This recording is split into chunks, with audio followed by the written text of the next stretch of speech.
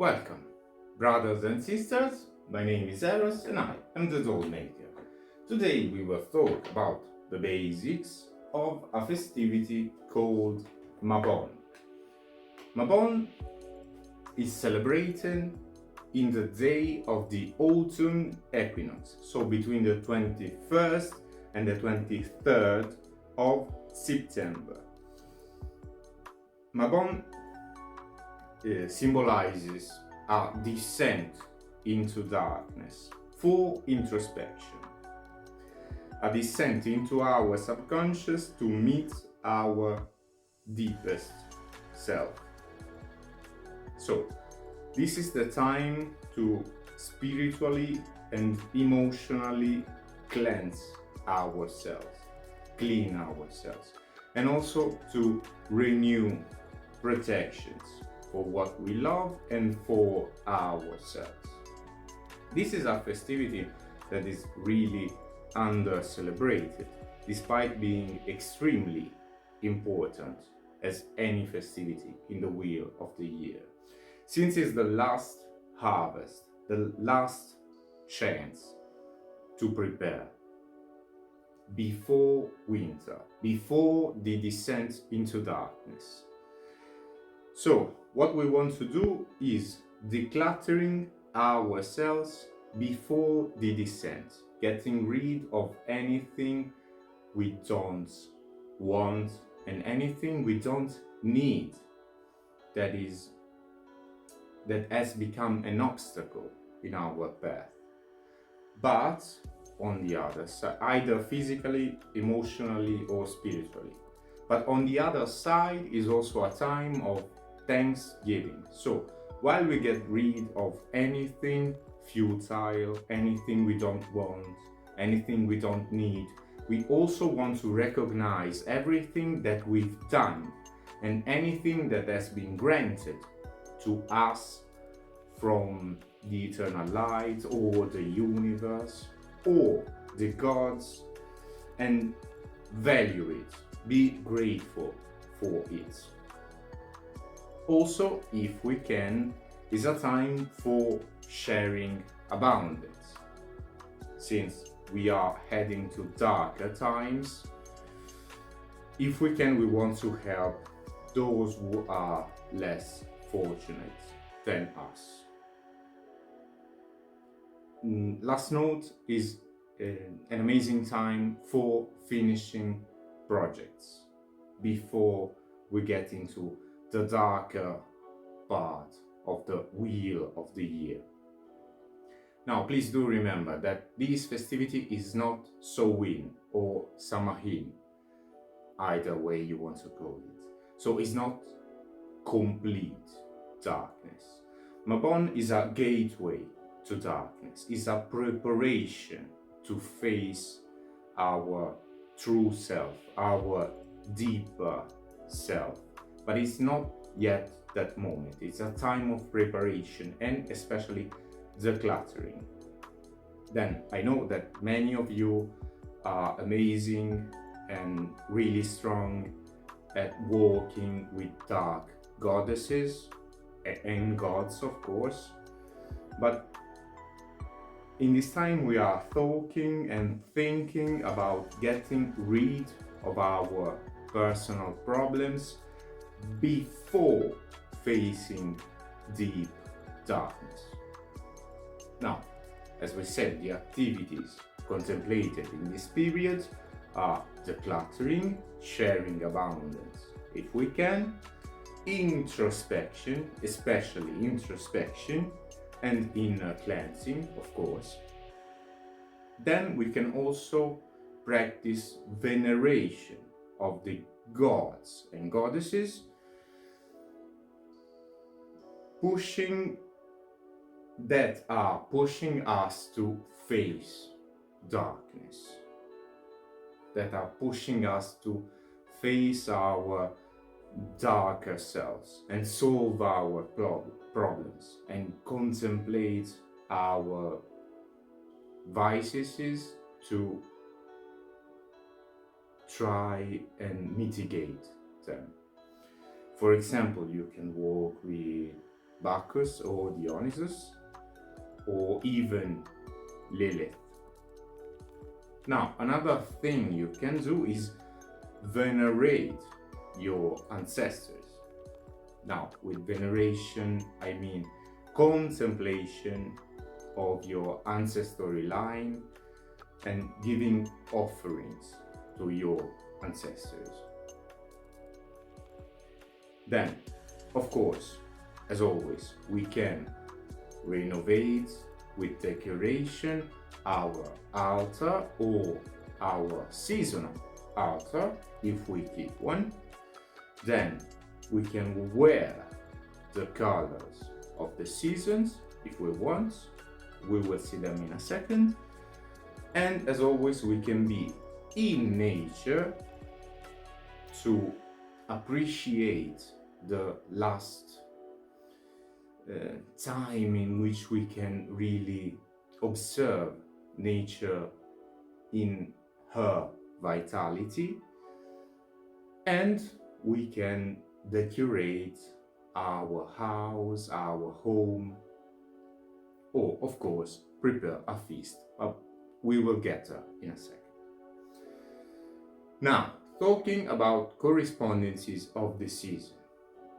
As always, we start with colors. We find green for the last sprouts of nature. We find purple for deep introspection.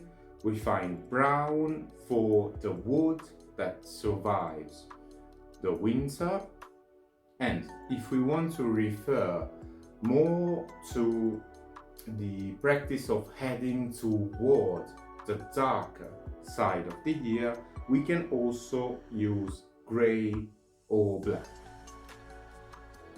Then, talking about our herbs, we find corn, reminding us of Lughnasadh. We find the pumpkins, that reminds us that we are heading toward Samhain. But we also find the carrots, potatoes, plums, blackberries, raspberries, and of course pomegranate, that is sacred to Persephone, since pomegranate represents death. Also, we may want to choose to work with evergreens or perennial herbs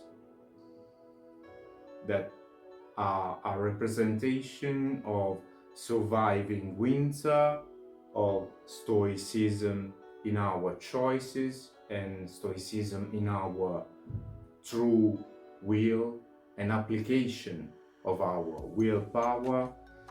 But also they are a symbol of surviving transition and thriving in the change. Now, if you are big on crystals, you may want to work with amber, tiger's eye, jasper, and citrine. If you want to work with incenses that are really important in this time frame, you may want to work with sandalwood and palo santo, especially if you want to work with your ancestors. Or you may want to work with frankincense and myrrh for the veneration of the gods and goddesses, especially of the dark gods and goddesses that we want to meet heading forward. Then we may want to prepare our decoration and our spaces or sacred spaces with leaves and dried leaves, or in our tradition very prevalent are garlands, either in decoration or as an offering, or to prepare a spell. But preparing a spell with garlands, we will maybe discuss in a future video. Or, of course, in this time are really prevalent food offerings. So I want you to remember a time when only what we harvested before winter was available for the survive for surviving the winter. So it was a really important offering, giving something knowing that you will need going forward and going toward winter. So food offerings are extremely important in our tradition, especially in a time when our ancestors needed to harvest their own food. And also we talk about stockpiling of food for the winter, of course. So, of course, I've said this because I want to talk a little bit about kitchen magic. And of course, you expected that. So, talking about kitchen magic, stockpiling and preserving food. This is the perfect time to prepare jams, jellies, preserves, pickles, and to put your vegetables in brine. So, of course, talking this season, what I recommend are cabbages, onions, potatoes, carrots, but of course also bell peppers, tomatoes, aubergines, pumpkins heading towards a win. But you may even want to work with rhubarb, beans, lettuce, rockets. Lettuce and rockets, not really good to preserve, but extremely well before winter. And for my fruits in this season, I will use figs, apples, peaches, berries, and especially grapes.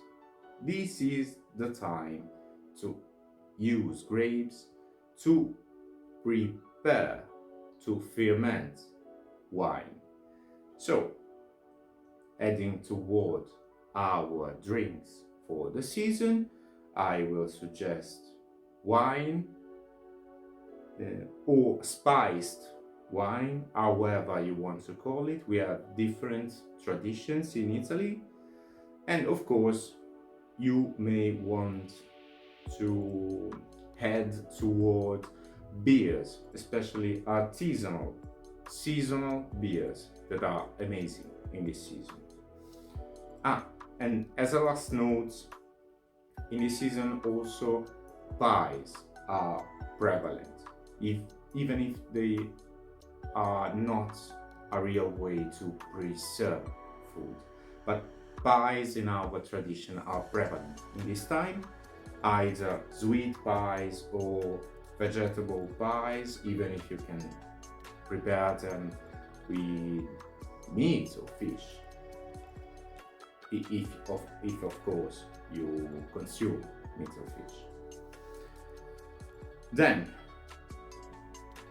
if you are already practicing a little magic, in this time you want to use strong, aggressive protection either for yourself, your assets, or the ones you loved, knowing that we are heading toward darker times. Also, in this time of the year, an operation that works extremely well is an operation to decrease or reduce something you don't want, or banish into darkness something you don't need. Also, for your meditations, I will work with balancing and grounding myself, or solving my inner problems, preparing to meet darkness, preparing to meet my deeper self. And as always, you can facilitate your meditation being in nature and grounding yourself naturally while being in the wild. Now, as always, I deeply thank you for your kind attention. If you want to get deeper into the rabbit hole, I will wait for you in the next video, probably coming up tomorrow. And as always, may eternal light shine on you.